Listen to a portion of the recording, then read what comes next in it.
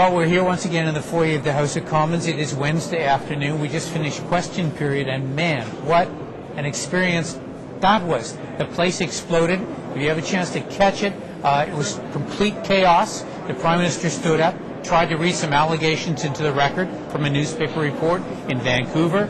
The Liberal side of the House went nuts because the Prime Minister was about to read allegations into the record that were published in the Vancouver Sun that said a member of the Liberal caucus's father-in-law 21 years ago was put on a list for questioning in relation to the Air India disaster.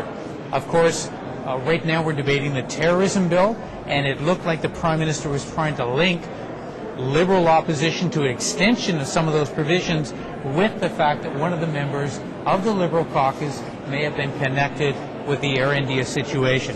This drove everyone wild. And to talk about this and a couple of other issues, I have with me Sukh Dhaliwal, who is a colleague of mine. And Sukh, first tell the people, what is your riding? Where are you from, please? Thank you, Garth. And my riding is Newton North Delta. It is part of Surrey and North Delta in British Columbia. All right, great. Now, let's talk about what happened in question period today. How would you describe it? I mean, it was chaos, but how would you describe it? What happened and why? It was very upsetting, Garth, and it was disgusted. If I look at this honourable member has been a wonderful person as a person, and a wonderful man and a wonderful member of Parliament for Ontario. I can tell you one thing, when this thing happened, he was only 8 years old. Now I got to put this question to all the people that are listening, that look at them. My children are of the age 3 to 17 right now. So 20 years on the road, if someone stands in the house and talk about to my child, how would my child feel like this? I'm sure there are many families today that will feel the same way as I feel. This is very disgusting. I think the Prime Minister should apologize to this person. All right, well, the Prime Minister brought this up. This is an issue 20 years old now. I mean, why did he do it?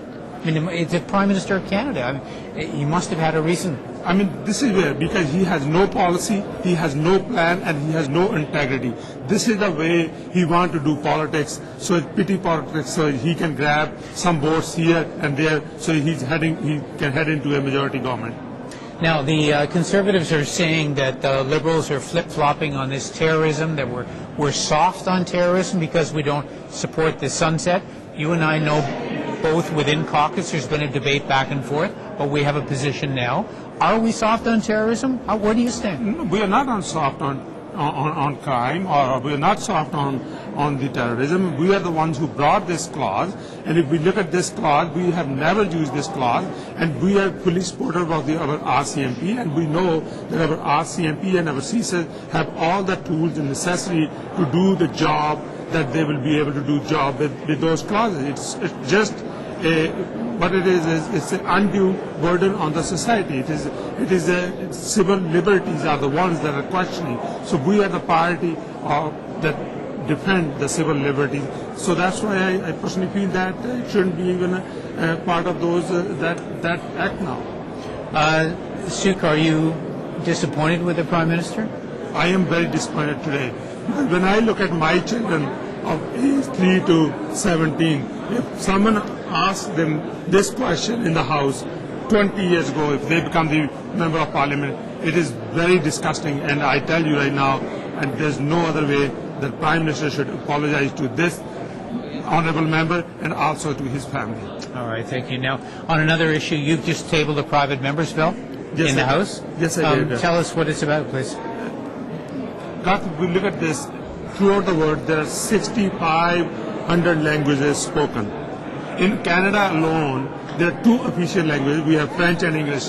Besides that, there are over 120 languages, that mother tongue language that are spoken here in Canada, including the signs language, and including over 20 some Aboriginal languages as well. But when we look at this way, this is very important with the diverse Canada and multicultural Canada. We should acknowledge this day, February 21st, to be International Mother Tongue Day, because UNESCO has already adopted that unanimously in 1999 to observe February 21st to be the International Mother Tongues Day. So I ask all members of Parliament to come and support this. This is a worthy cause. All right. Well, congratulations on your bill, sir. I wish you the best of luck. I appreciate hope that. it passes. Thank you, God. Thank you very much for watching an extraordinary day here on Parliament Hill. And you know what? There's going to be more of them to come. We are that close to an election. And the kind of partisanship that we saw today, the raw emotions in the House, you're going to see a lot more of them in the next, 6 weeks till all of this explodes and you get your say in the next election. Thanks for watching MPtv.